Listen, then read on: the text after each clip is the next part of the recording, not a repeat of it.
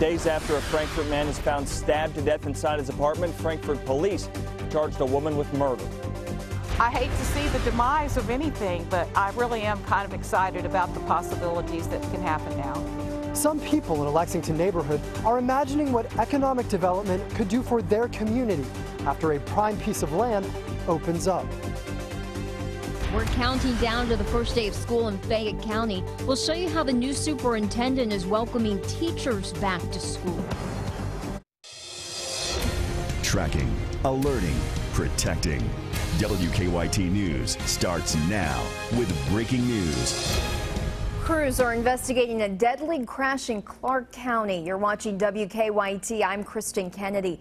Winchester police tell us one person crashed into a telephone pole on US 60 this afternoon. Right now, the road is still closed while crews continue to investigate. Police expect the road to reopen in about 2 hours.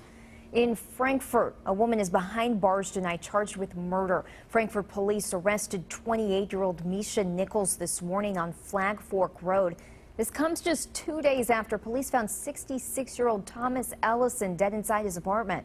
WKYT's Sean Moody is talking with investigators about the arrest. He has our top story. Frankfort police say Misha Nichols was an acquaintance of Thomas Ellison. They haven't said exactly what they think happened inside this apartment, but they've charged Nichols with tampering with physical evidence and murder. The investigation began after police say a neighbor found 66-year-old Thomas Ellison's body. The neighbor had gone to his apartment to check on his dog, and that's when his body was discovered. Police said it was immediately clear to them that this wasn't a result of natural causes. What they found was a male individual in his apartment that had been stabbed multiple times. Less than 48 hours later, Frankfort police said they had narrowed in on a suspect in the area, 28-year-old Misha Nichols. Initially, police said they were looking for her on a tampering with physical evidence warrant. They arrested her early Sunday morning. Found her and brought her in for questioning.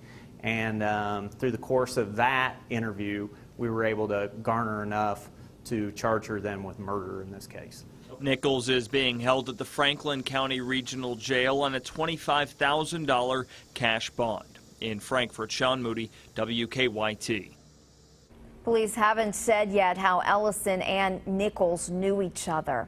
A building collapse in the east end of Lexington has neighbors hoping it sparks some revitalization. An old clothing store collapsed on East 3rd and Ray Streets yesterday. Firefighters say the old building was vacant at the time and no one was injured.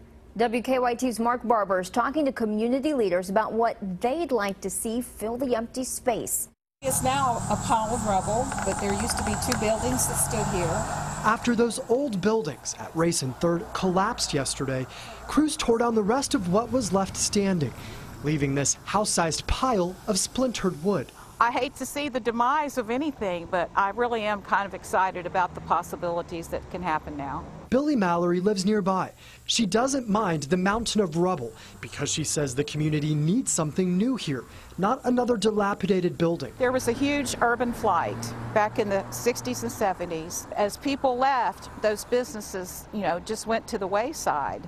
And this became a very economically depressed area. Neighbors say the old clothing store sat here empty for 20 years. They think it's time that this space is used for something useful. What kind of an incentive do you think will bring businesses here? Well, the fact that we do have a small area plan and the fact that it is close to downtown. The lot is for sale. Neighbors like Mallory hope the land will sell to a business that would bring an economic boost to the area. We don't have a drugstore, we don't have a bank. There's so many kinds of things that we don't have. Time hasn't always been kind to the community. Mallory is hoping this time it will be different. I think now it just kind of opens up a lot of possibilities. In Lexington, I'm excited. Mark Barber, WKYT. Crews say the area around Race and 3rd will be blocked off possibly for a couple of days until they can haul away all that rubble.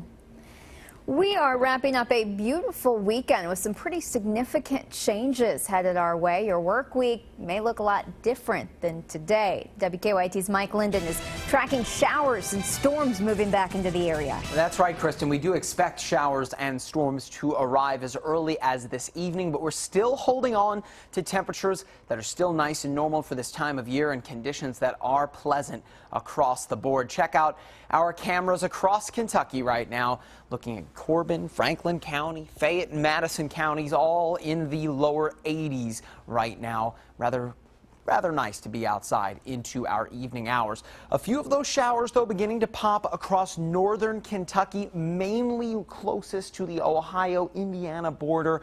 Nothing that has dropped farther south, more so than Lexington and Madison County, for example, nor do we really expect to find very much of anything there through our evening hours. Temperature-wise, though, even into this evening, still holding on to temperatures in the mid to high 80s across southern Kentucky. For example, Wayne County at 87, Boyle County 86. Those spots saw a bit more sunshine than spots in central and northern Kentucky. But I am tracking some big changes set to arrive as early as this evening. Not only those scattered storms and showers, we're tracking a cold front kind of forcing the issue into the start of our work week, which could not only bring storms tomorrow, but potentially some fall-like temperatures set to settle in for the next several days. I'll show you how cool we'll go coming up at about 10 minutes. Kristen?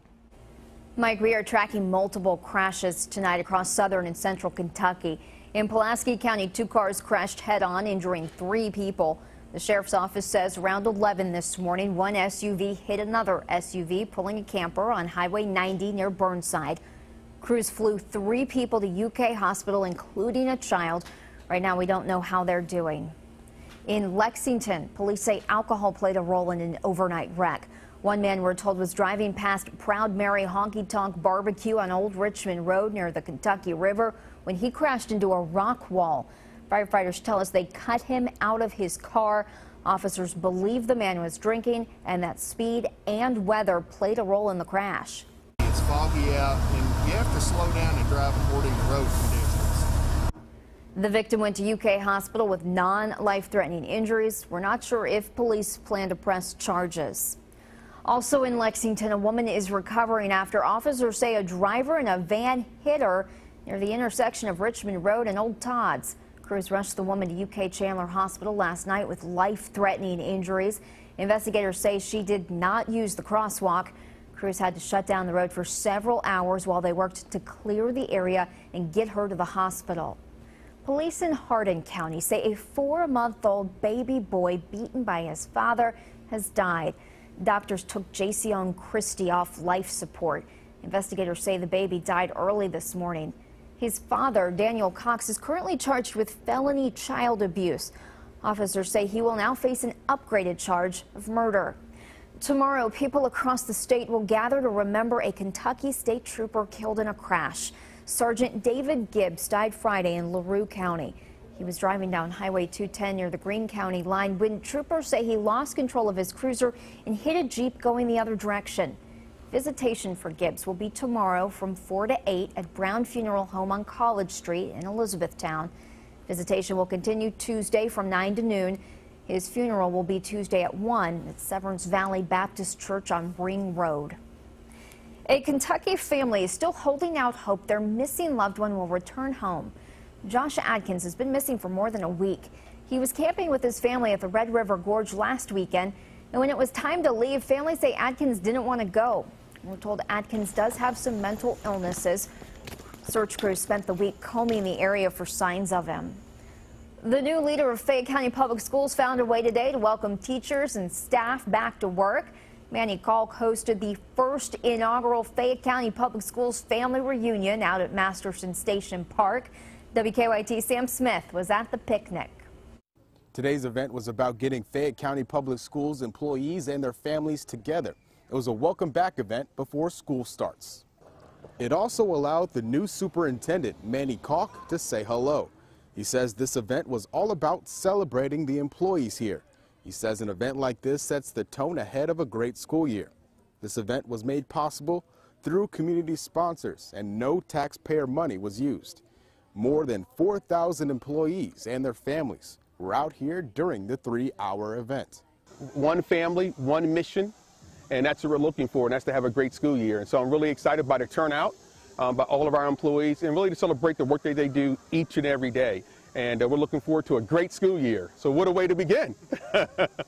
The superintendent says Fayette County Public Schools employees are among the hardest working employees in the county, and he plans to make this an annual event.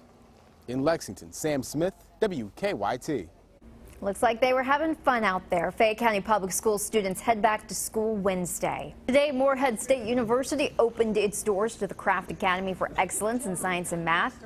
The 2-year program allows students to earn up to 60 credit hours, finish high school, and get a head start on college classes. It's a privilege. Today at Morehead State University, we welcome a new era as the Craft Academy students enter our campus. This truly is going to be a transformative opportunity for these students, for Morehead, for Eastern Kentucky, and the Commonwealth. These young people are going to change the face of Kentucky as they imagine, invent, and impact the Commonwealth. Students are participating in an induction ceremony and reception tonight at MSU's Button Auditorium.